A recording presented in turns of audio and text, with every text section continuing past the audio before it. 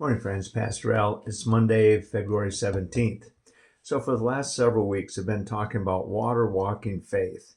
And it's been a series I've been doing and preaching, and I've really enjoyed it. I hope you have too, getting bits of it anyway through this devotions.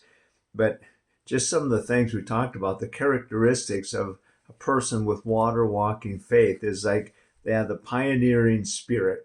They're willing to take a risk. They're looking for adventure. They're looking for something new, and and willing to step out in that way. The next thing we talked about was that they tune in to God. They hear God, listening for God.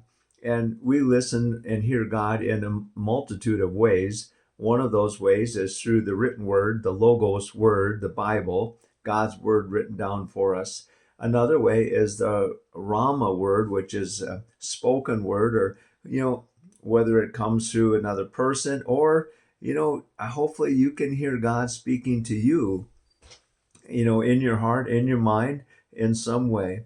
So you need to be tuned in to God's voice.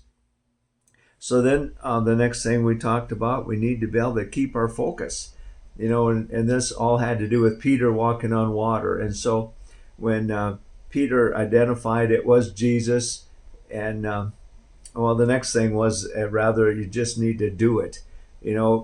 Peter discerned it was Jesus. He said, Lord, if it's really you, tell me to come. Jesus said, come. Oh, Peter had the choice then.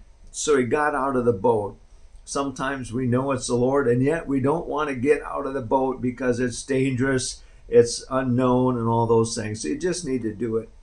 And then keep your focus on the Lord once you get out of the boat. And Peter was looking at Jesus as he walked on the water towards Jesus. And the storm didn't bother him at all for a time. But then he lost his focus, didn't he? And he began to sink. And he cried out to Jesus. So you need to trust that Jesus is always there, always waiting for us. And even when we're taking those steps that are risky and challenging, don't worry. Jesus is there. If he's called you, he's going to watch over you. So this week we're going to talk about enduring faith. Faith that's there for the long haul. And I've used up all my time already this morning, but think about those characteristics I've already given you in your life. Have a blessed day.